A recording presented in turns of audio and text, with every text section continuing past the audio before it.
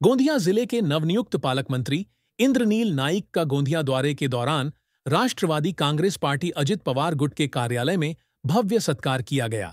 कार्यक्रम में बड़ी संख्या में पार्टी कार्यकर्ता और नेता मौजूद रहे। इस मौके पर पूर्व मंत्री और विधायक राजकुमार बडोले, पूर्व विधायक राजेंद्र जैन तथा राष्ट्रवादी कांग्रेस पार्टी अजित पवार गुट के कई वरिष्ठ नेता और कार्यकर्ता उपस्थित थे।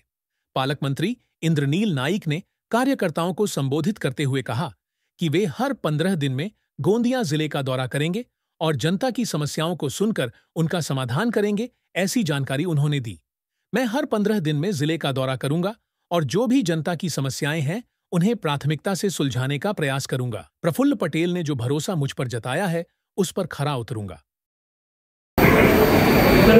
जी प्रतिष्ठा राष्ट्रवादी काँग्रेस पक्षाची आजपर्यंत नव्हती त्याच्यापेक्षा चांगलं आपल्याला या जिल्ह्यात करून दाखवायचं आहे। मी राजेंद्र जैन साहेबांना आणि बडोले साहेबांना यायच्या पूर्वी बोलता बोललो की कधीही पालकमंत्री हा दुसऱ्या जिल्ह्याचा असतो, लांबून येतो म्हणून त्याला कंटाळा येतो आणि तो एखाद वेळेस येतो, चालत जातो, ड्युटी म्हणून एक नोटीसला यायचं, एखाद्या वेळेस झेंडा वंदनला यायचं, चाललं जायचं। पण म्हटलं माझं एक चांगलं आहे, मी दिवसातला राहतो, तर माझी जे मुंबईला दर आठवड्याला जातो, मी नागपूरवरच जातो आणि नागपूरलाच परत येतो।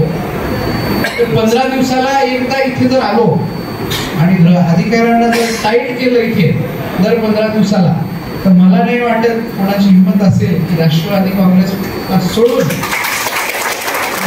इथे चालेल। विचारतात लोक, पत्रकार विचारतात युती होणार का, दुसरे पक्षवाले म्हणतात की आम्ही स्वबळावर लढू। सर्वांना जसं आपण राष्ट्रवादी काँग्रेस वाढवतो तसं सर्वांना आपला पक्ष वाढवण्याचा अधिकार आहे। युती होणं ना होणं हे वेळ, काळ आणि स्थानिक समीकरण काय म्हणतात त्याच्यावर अवलंबून आहे।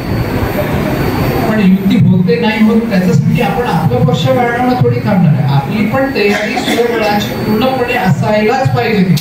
ती आढावा बैठक मी कलेक्टर ऑफिसमध्ये घेतली। तिथे सर्वात महत्त्वाचा आणि पहिला प्रश्न आमचा हा होता की अतिवृष्टीमुळे जो नुकसान झालेला असेल त्याचं लवकरात लवकर या व्यतिरिक्त राजू भैयांनी तर सांगितलंच की कुठल्या कुठल्या मुद्द्यावर चर्चा झाली ते होत राहील।